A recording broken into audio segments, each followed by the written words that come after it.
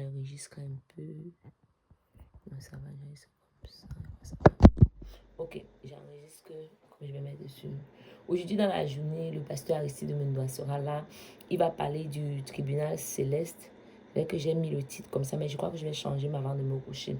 Parce que je voulais séparer, mais ça n'empêche, dans la journée, ce qui vient enseigner ne nous donne pas de pouvoir prier vraiment dans la journée. Dans la journée, on va prier pour ce que j'avais mis comme thème pour vendredi. On va prier vraiment pour que Dieu nous révèle les erreurs, les iniquités de nos pères dont nous ne sommes pas conscients, qui pourraient être des blocages, qui pourraient être les raisons pour lesquelles nous sommes accusés au tribunal céleste. Parce qu'il vient faire ce qui va vraiment nous expliquer pourquoi on comprend la notion du tribunal céleste pour savoir comment nous devons interagir pendant ce reste de 12 jours qu'il y a.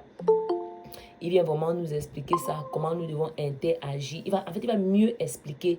Il a une compréhension plus élevée que la mienne concernant le tribunal céleste.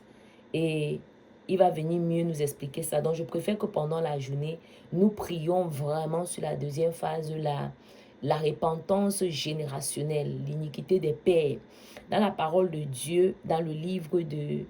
Je vais encore revenir d'abord sur ce qu'on a échangé aujourd'hui je crois que c'était un chronique, dans 2 Samuel 24, parlant de David et le dénombrement. C'était David et le dénombrement. On voit ça, c'est un roi qui prend une décision. Et j'ai aussi parlé de Saül. On voit des rois qui prennent des décisions, mais particulièrement David, sa décision influence tout le peuple. Sa décision cause la mort des hommes. Nous vivons souvent sur les territoires où des décisions ont été prises par des rois, peut-être dans les villages où tu es né, dans la ville où tu vis, dans le pays où tu es, où tu subis une malédiction territoriale, où tu subis une malédiction à cause des décrets qui ont été faits. Quand moi j'étudie dans la parole de Dieu le fou de Gadara, celui-là que quand Jésus va venir, Jésus va demander que cet esprit mauvais sorte. L'esprit mauvais va sortir en posant les conditions. Quand tu observes bien, tu vas te rendre compte qu'il dit à Jésus que oui, je sors, mais ne me chasse pas de ce territoire. C'est lui qui va même dire à Jésus que regarde, il y a l'eau là-bas, il y a les ports. Fais-nous entrer dans ces ports. Moi, je comprends ça comme des personnes qui savaient qu'ils avaient un droit légal. Parce qu'il va dire, je t'en conjure.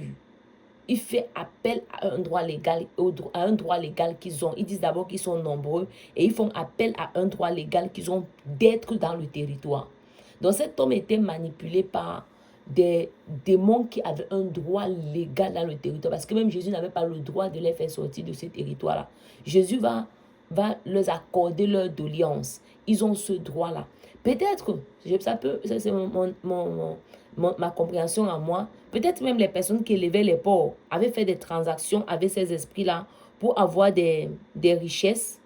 Et ces pauvres-là ne pouvaient pas partir. Ces démons-là ne pouvaient pas partir. Ils avaient un droit légal. Ça, c'est un exemple des réclamations territoriales que certaines personnes subissent certains problèmes à cause du droit légal que l'esprit a sur leur vie. Il y a un droit légal qui vient de ces esprits. Les alliances ont été contractées et tu subis.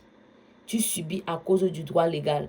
Tu subis à cause du droit légal de ces personnes-là. Donc moi, je vois un peu cet exemple de ce fou de Gadara. Je vais encore plus parler, peut-être en parler encore demain. Mais c'est un exemple des malédictions territoriales et aussi l'exemple de David. Et aussi dans 2 Samuel au chapitre 21, quand on voit David qui va venir en son temps à lui, il y aura une famine de 3 ans. Et quand on va analyser, il va poser les questions au Seigneur. La Bible va dire que David va consulter l'Éternel. Mais pourquoi est-ce qu'il y a la famine? Je crois qu'il s'était déjà regardé lui-même, il a vu que non, je n'ai pas commis un acte qui va produire la famine. Je ne vois pas pourquoi il y aura la famine. Mais la Bible va dire, le Seigneur va lui dire que c'est à cause de la maison sanguinaire, à cause de Saul et de sa maison sanguinaire. Parce que Saul avait fait tuer les Gabaonites. Et si tu étudies la parole de Dieu, tu vas te rendre compte que les Gabaonites n'avaient pas en réalité au départ une alliance avec Dieu. Mais ils ont utilisé la ruse. Il y a une vidéo sur ma page où j'ai parlé des Gabonites pour pouvoir entrer en alliance avec le peuple d'Israël. Et Dieu est un Dieu d'alliance. Dieu respecte les alliances, même ceux qui ont été faits par la ruse. C'est pour ça que Satan a trompé beaucoup de nos pères, beaucoup de nos mères et parfois même beaucoup parmi nous. Dans les temps d'ignorance, on a visité les marabouts, on a passé les alliances, on a eu les rapports sexuels au mariage, on est entré ainsi en contact avec certains démons dans certaines familles où des alliances terribles avaient été faites et il y a des réclamations. Dieu va dire à David que c'est à cause du péché de Saul. David était un homme qui craignait Dieu. Il marchait dans la sanctification. C'est un homme selon le cœur de Dieu.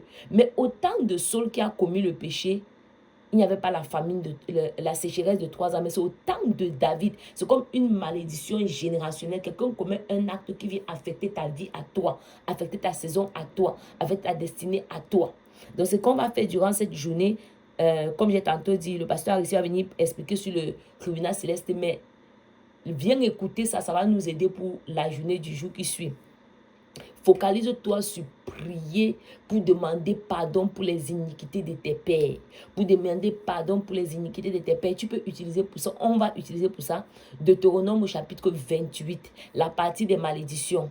Où le Seigneur va dire que, puisque le Seigneur commence par en disant que si tu obéis à la voix de mes commandements, voici les bénédictions qui vont te suivre. Après, il va dire, si tu désobéis, voici les malédictions qui vont te suivre. À partir de là, on va demander pardon. Il y a les choses que l'Esprit de Dieu va te faire comprendre que c'est dans ta famille. Souvent, quand on observe les familles, quand tu lis Deutéronome 28, tu vas voir les maladies où il va dire, tu auras une femme, mais tu ne vas pas jouir de cette femme. Une autre personne va jouir de la femme. Tu comprends que ça, c'est vraiment les signes de célibat, quoi.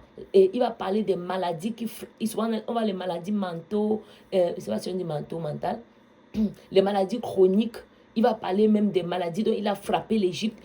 Il fait comprendre que ce sont les conséquences des malédictions qui viennent de la désobéissance à sa parole. Comme la sécheresse que David va subir dans 2 Samuel 21, comme j'ai tantôt mentionné. Très souvent, l'origine des malédictions générationnelles que la génération d'après souffre, c'est dû à l'idolâtrie, les péchés de nos pères et les pratiques qui déplaisent l'Éternel. Ce sont les causes. Je vais m'arrêter là, je vais parler trop dans les détails. Le pasteur va venir parler plus dans le fait que au tribunal céleste, les démons utilisent ces péchés dont on ne s'est pas converti. Pas souvent les péchés, les iniquités. Parce que l'iniquité, il va dire que tu punis l'iniquité des pères sur les fils jusqu'à la 3e, la 4e génération. L'iniquité, c'est ce que tu as pratiqué. C'est aussi une des définitions de l'iniquité. Ça a plusieurs définitions. C'est ce que tu as pratiqué, est-ce que ça peut se transmettre à une autre génération.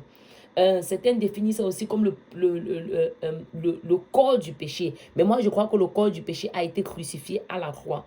Mais moi, je crois plus que c'est ce que tu peux transmettre à ta génération. Vous savez que Dieu va dire, même parlant de Lucifer, la Bible va dire que tu étais parfait. Je crois que c'est dans le livre d'Ésaïe que le Seigneur le décrit, que tu étais parfait, parce que le jour où l'iniquité fut trouvée en toi, c'est pas Ésaïe, c'est Ézéchiel, l'iniquité fut trouvée en toi. De l'iniquité se trouve en quelqu'un. C'est ce que le diable a transmis à l'homme, l'iniquité. C'est ce que l'homme peut transmettre à une autre génération. Mais Dieu va dire aussi dans 1 Jean au chapitre 1, le verset 9 à 10, il nous purifie de toute iniquité. Donc, ce qui est dans le sang, il purifie. Même si on a reçu ça de qui, il purifie. Si on décide que ça s'arrête sur moi, je ne le pratique plus. Ma génération ne le pratiquera plus. Pourquoi? Parce que dans 1 Pierre au chapitre 1, je crois que c'est à partir du verset 19, vous pouvez lire, faut lire ça. À partir du verset 19, il dit, il nous a racheté des vaines manières de vivre que nous avions héritées de nos parents. Donc, on hérite les mauvaises manières, on hérite des attitudes, on hérite des comportements, on hérite parce que l'enfant, tout enfant dans son... Ce qui compose le sang, voilà, ce qui donne la constitution du sang vient de l'homme, le masculin. Ne vient pas de la femme, ça vient de l'homme. C'est pourquoi on observe dans la Bible au commencement, quand on citait les noms, quand on parlait même des généalogies, on parle de l'homme. Vous savez que l'homme ne devait pas être involvé dans la naissance de Jésus, parce que la femme ne donne pas le sang. elle ne transmet pas le sang. Le sang de Jésus devait être pur. Donc, nous venons sur la terre avec un sang qui est plus vieux que nous. Ce sang vient de quelqu'un qui l'a porté avant. Quand il parle de sang, ne regarde pas le tout rouge qui clignote. On a appelé ça A, on a appelé ça B. Tout ce qui est comment je vais m'expliquer ça? Oui, tout ce qui vient de tes parents d'ailleurs, comme le Seigneur m'a dit, ce que vous avez hérité de vos pères. Parce que la Bible dit que l'âme de tout être est dans son sang. Dans le livre de Lévitique, je crois que c'est Lévitique au chapitre 11 ou 27, je ne suis pas très sûr, faut faire les recherches pour regarder. L'âme de l'être est dans son sang, donc on transmet son sang. C'est pourquoi le sang peut crier. Et quand on parle de l'âme, on parle de l'émotion, on parle de la volonté, on parle du caractère. C'est pour ça que le caractère que toi tu manifestes, tu le prends un peu de ton père, un peu de ta mère et tu le manifestes. Tu peux le prendre de quelqu'un encore de plus vieux que eux et tu le manifestes. Mais quand il parlait du sang, je parlais de la composition du sang en lui-même. Donc, on va prier, on va prendre quelques minutes maintenant pour prier, on va s'arrêter comme ça, on va prier un peu. Tout le monde va élever la voix pour demander comme David. David a vu, il y avait la sécheresse. Il s'est demandé que, mais pourquoi il y a la sécheresse? 3 ans déjà, l'eau ne tombe pas. Et on va voir dans la parole de Dieu, quand Dieu va lui révéler la source, et il va demander aux Gabonites, qu'est-ce qu'on doit faire pour que la sécheresse s'arrête? Donc, après avoir connu la source, il faut connaître l'instruction. C'est pour ça que je suis en train de nous dire, ne te précipite pas pour dire, oh oui, comme Dieu m'a révélé ça, j'annule. Il faut être sûr que c'est l'instruction que Dieu te donne pour que la sécheresse s'arrête. Que c'est l'instruction que Dieu te donne pour que le célibat s'arrête. Donc, focalise-toi vraiment en cette temps d'abord de connaître la source et de te repentir. On est d'abord sur la période de se repentir. Il y a les sources qu'on n'aura pas besoin de repentance pour ça. Il y a des choses que Dieu va nous révéler qu'on n'aura pas besoin de se repentir. Mais ici, comme David, il n'a pas dit... les Gabonites ont dit, voilà ce que vous pouvez pour apaiser nos cœurs. Il faut qu'on tue les fils de Saül. On a tué 7 de ses fils, on les a pendus et la pluie est tombée. Vous voyez, il y a une instruction spéciale que Dieu doit donner à chacune de nous parce que pourquoi tu vis ce que tu vis n'est pas la même chose que pour moi. Donc on va prier comme David maintenant selon 2 Samuel 21, le verset 1. Elle veut dire que David consulta l'Éternel et l'Éternel dit, c'est à cause de Saül et de sa maison sanguinaire parce qu'il a fait mourir les Gabaonites. Il a consulté l'Éternel, l'Éternel lui a révélé exactement pourquoi il y avait la sécheresse. Ils pouvaient continuer en demandant pardon parce qu'ils ont demandé pardon aux Gabonites. Ils ont demandé aux Gabonites qu'est-ce qu'on peut faire pour apaiser, pour faire réparation. Qu'est-ce qu'on peut faire? Donc, ils ont fait réparation. Donc, élève la voix maintenant là où tu es. Tu commences à demander au Seigneur, Père, révèle-moi. Tu es le même hier, aujourd'hui, éternellement. Tu as révélé à David la source de l'affliction. Tu as révélé à David la source de l'affliction. Même concernant ce malade, cet homme possédé de démons, des légions, Jésus, quand il a demandé à ce démon de sortir, après il s'est rendu compte que ce n'était pas seulement une personne. Il a dit, qui êtes-vous? Je crois que c'est ça qu'il dit. Ils vont dire que nous sommes... quel est ton nom? Voilà, quel est ton nom? Il dit, mon nom c'est Légion, car nous sommes plusieurs. La source de son affliction, ce n'était pas un seul démon. Parfois, on fait sortir un démon, alors que c'était une légion qui était là. Donc, Jésus a aussi posé une question qui a donné de révéler ce qui troublait véritablement cet homme.